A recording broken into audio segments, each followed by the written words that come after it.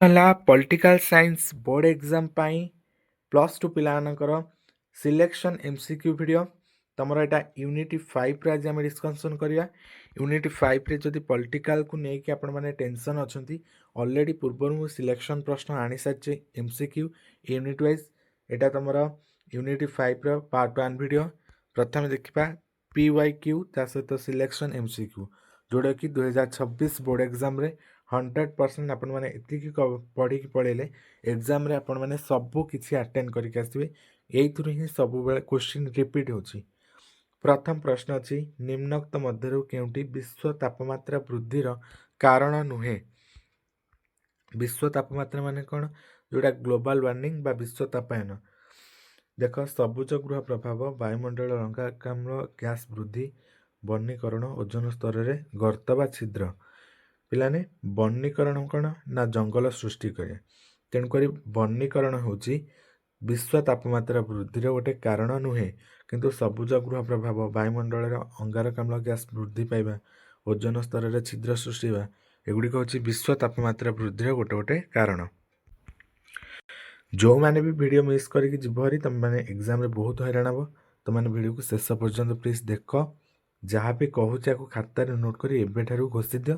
ଏକ୍ଜାମରେ ଏଗୁଡ଼ା ହିଁ ଏକ୍ଜାକ୍ଟ ପଡ଼ିବ। କେଉଁ ମସିହାରେ ଧରିତ୍ରୀ ସମ୍ମିଳନୀ ଅନୁଷ୍ଠିତ ହୋଇଥିଲା? ଆନ୍ସର୍ କ'ଣ? 1992 ମସିହାରେ। 1992 ମସିହାରେ ଧରିତ୍ରୀ ସମ୍ମିଳନୀ ଅନୁଷ୍ଠିତ ହୋଇଥିଲା। ନେକ୍ସଟ 3 ନମ୍ବର ପ୍ରଶ୍ନ ଅଛି, କେଉଁଟି ନିରସ୍ତ୍ରୀକରଣ ସହ ସମ୍ପର୍କିତ ନୁହେଁ? ଦେଖ, ନିରସ୍ତ୍ରୀକରଣ ପାଇଁ ସଲ୍ଟ ହୋଇଥିଲା, NPT ହୋଇଥିଲା, CTBT ହୋଇଥିଲା, କିନ୍ତୁ G7 ପିଲାମାନେ ଏଇଟା ସମ୍ପର୍କିତ ନୁହେଁ। ନିରସ୍ତ୍ରୀକରଣ ସହିତ କେଉଁଟା ସମ୍ପର୍କିତ ନୁହେଁ? G77 77। ନେକ୍ସଟ ପ୍ରଶ୍ନ ଅଛି 4 ନମ୍ବର ପ୍ରଶ୍ନ, ନିମ୍ନଲିଖିତ ମଧ୍ୟରୁ କେଉଁଟି ନିରସ୍ତ୍ରୀକରଣ ପାଇଁ ପ୍ରତିବନ୍ଧକ ନୁହେଁ? ନୁହେଁ କହିଛି, କେଉଁଟା ନିରସ୍ତ୍ରୀକରଣ ପାଇଁ ପ୍ରତିବନ୍ଧକ ନୁହେଁ? ଦେଖ, ଶୀତଳ ଯୁଦ୍ଧ ଗୋଟେ ପ୍ରତିବନ୍ଧକ ନିରସ୍ତ୍ରୀକରଣ ପାଇଁ, ଅସୁରକ୍ଷିତ ଭାବନା ଗୋଟେ ପ୍ରତିବନ୍ଧକ, ବୃହତ ଶକ୍ତିମାନଙ୍କର ମଧ୍ୟରେ ଦ୍ୱନ୍ଦ୍ୱ ଗୋଟେ ପ୍ରତିବନ୍ଧକ, କିନ୍ତୁ ବିଶ୍ୱ ଶାନ୍ତି ପ୍ରତିଷ୍ଠା ନିରସ୍ତ୍ରୀକରଣ ପାଇଁ ଗୋଟେ ପ୍ରତିବନ୍ଧକ ନୁହେଁ। ପ୍ରଶ୍ନ ଯାହା ବି ଆସିବା ଆଗ ପ୍ରଥମେ ଦେଖିବ ପ୍ରଶ୍ନ କ'ଣ ପଡ଼ିଛି। 5 ନମ୍ବର ପ୍ରଶ୍ନ, ନିମ୍ନଲିଖିତ କେଉଁ କାରଣରୁ ଓଜୋନ ସ୍ତରରେ କ୍ଷୟ ହୁଏ? କେଉଁ କାରଣରୁ ଓଜୋନ ସ୍ତରରେ କ୍ଷୟ ହୁଏ? ନା ବାୟୁ ପ୍ରଦୂଷଣ। ଧୀରେ ଧୀରେ ଯେଉଁ ବାୟୁ ପ୍ରଦୂଷଣ ହେଉଛି, ଏୟାର ପଲ୍ୟୁସନ୍ ହେଉଛି, ସେଥିଲାଗି ଆମ ଓଜୋନ ସ୍ତରରେ, ପୃଥିବୀର ଉପର ଭାଗରେ ଗୋଟେ ଓଜୋନ ସ୍ତର ଅଛି, ସେଥିରେ କ୍ଷୁଦ୍ର ସୃଷ୍ଟି ହୁଏ ବା ସେଥିରେ କ୍ଷୟ ହୁଏ, ଯାହାଫଳରେ ଅଧିକ ତାପମାତ୍ରା ବୃଦ୍ଧି ପାଇଥାଏ। 6 ନମ୍ବର ପ୍ରଶ୍ନ ଅଛି, କେଉଁ ମସିହାରେ, ଏଇଟା ଇମ୍ପୋର୍ଟାଣ୍ଟ ପିଲାମାନେ, କେଉଁ ମସିହାରେ କେଉଁ ଚୁକ୍ତି ସ୍ୱାକ୍ଷରିତ ହୋଇଥିଲା? ଏଥିରୁ ଗୋଟେ ଏକ୍ଜାମରେ ଆସିବ। ପଡ଼ିଛି କ'ଣ? କେଉଁ ମସିହାରେ ସଲ୍ଟ 1 ବା ସଲ୍ଟ 1 ସ୍ୱାକ୍ଷରିତ ହୋଇଥିଲା? ଏହାର ଆନ୍ସର୍ ହେଉଛି 1972 ମସିହାରେ। ସଲ୍ଟ 1 ଚୁକ୍ତି 1972 ମସିହାରେ ସ୍ୱାକ୍ଷରିତ ହୋଇଥିଲା। ସଲ୍ଟ 1 ଚୁକ୍ତି 1972 ମସିହାରେ ସ୍ୱାକ୍ଷରିତ ହୋଇଥିଲା। 7 ନମ୍ବର ପ୍ରଶ୍ନ ଅଛି, ଯଦି ସଭ୍ୟତା ଅସ୍ତ୍ରଶସ୍ତ୍ର ଗୁଡ଼ିକୁ ବିନାଶ କରିପାରିବ ନାହିଁ, ତେବେ ଅସ୍ତ୍ରଶସ୍ତ୍ର ସଭ୍ୟତାକୁ ବିନାଶ କରିଦେବ। ଏକଥା କିଏ କହିଥିଲେ? ଏକଥା ଲର୍ଡ ଗ୍ରେ ଏଇଟା କହିଥିଲେ, ତାଙ୍କ ସଂଜ୍ଞାଟା। 8 ନମ୍ବର ପ୍ରଶ୍ନ ଅଛି, ଯେତେବେଳେ 2 ବା ତତୋଧିକ ରାଷ୍ଟ୍ର ମଧ୍ୟରେ ସାମରିକ ପ୍ରସ୍ତୁତିକୁ ନେଇ ପ୍ରତିଯୋଗିତା ହୋଇଥାଏ, ତାହାକୁ କି ପ୍ରତିଯୋଗିତା କୁହାଯାଏ? ତାହାକୁ ଅସ୍ତ୍ରଶସ୍ତ୍ର ପ୍ରତିଯୋଗିତା କୁହାଯାଏ। ଡେଫିନେସନଟା ମନେ ରଖ, ଯେତେବେଳେ 2 ବା ତତୋଧିକ ରାଷ୍ଟ୍ର ମଧ୍ୟରେ, ଯେତେବେଳେ 2 କିମ୍ବା ତା'ଠାରୁ ଅଧିକ ଦେଶ ମଧ୍ୟରେ ସାମରିକ ପ୍ରସ୍ତୁତିକୁ ନେଇକି ପ୍ରତିଯୋଗିତା ହୋଇଥାଏ, ତାହାକୁ ଅସ୍ତ୍ରଶସ୍ତ୍ର ପ୍ରତିଯୋଗିତା କୁହାଯାଏ। ଦେଖ, ତାପରେ ଯେତିକି ବି ଇମ୍ପୋର୍ଟାଣ୍ଟ ମୁଁ ସେତିକି କେବଳ ଡିସ୍କସନ୍ କରିବି, ବାକି ଅନନେସେସାରୀ ଜିନିଷକୁ ମୁଁ ସ୍କିପ୍ କରିବି।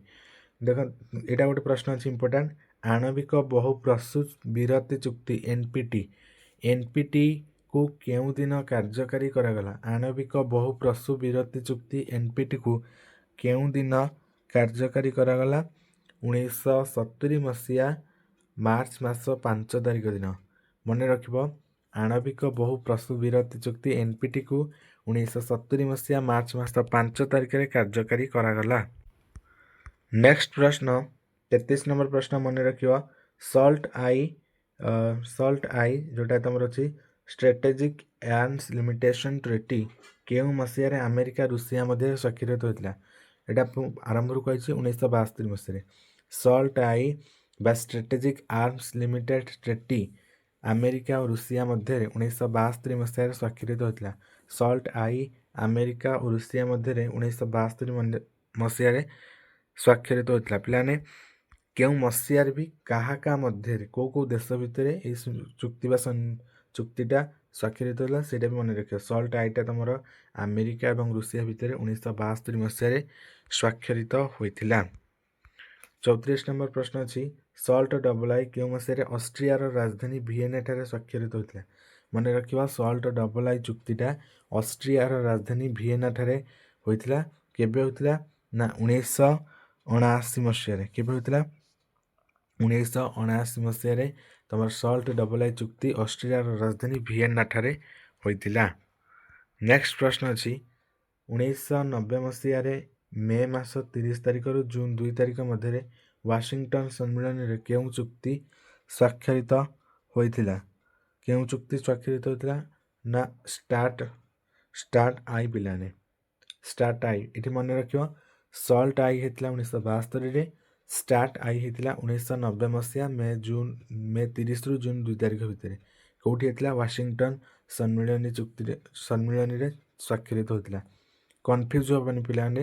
ସଲ୍ଟ ଆଇ ତମର ହେଇଥିଲା 1972 କିନ୍ତୁ ଷ୍ଟାର୍ଟ ଆଇ ତମର ହେଇଥିଲା 1990 ମସିହାରେ। ଏଇ କ୍ୱେଶ୍ଚିନ୍ଟାରେ ପିଲାମାନେ ବହୁତ କନଫ୍ୟୁଜ ହେବନି ଜମା। ଦେଖ ସେମିତି ଷ୍ଟାର୍ଟ ଡବଲ ଆଇ କେଉଁ ଦିନ ସ୍ୱାକ୍ଷରିତ ହୋଇଥିଲା? ଷ୍ଟାର୍ଟ ଡବଲ ଆଇ ତମର 1993 ମସିହା ଜାନୁଆରୀ ମାସ 3 ତାରିଖରେ। ଷ୍ଟାର୍ଟ ଆଇ ହେଇଥିଲା 1990 ମସିହା ମେ ମାସ 30ରୁ ଜୁନ 2 ପର୍ଯ୍ୟନ୍ତ। ତମର ଷ୍ଟାର୍ଟ ଡବଲ ଆଇ ହୋଇଥିଲା 1993 ଜାନୁଆରୀ ମାସରେ। ଭିଡ଼ିଓଟିକୁ ପିଲାମାନେ ଏଇଠି ଏଣ୍ଡ କରିବାକୁ ମୁଁ ଯାଉଛି କାରଣ ଏଇଟା ତମର ପାର୍ଟ 1 ଥିଲା ୟୁନିଟ୍ 5ର। ଏହାପରେ ପାର୍ଟ 2 ଭିଡ଼ିଓ ଆସିବ। ଆପଣମାନଙ୍କୁ ଯେତିକି ବି ଇମ୍ପୋର୍ଟାଣ୍ଟ ଯେତିକି ସିଲେକ୍ସନ୍ ସେତିକି ପଢ଼େଇବି MCQ।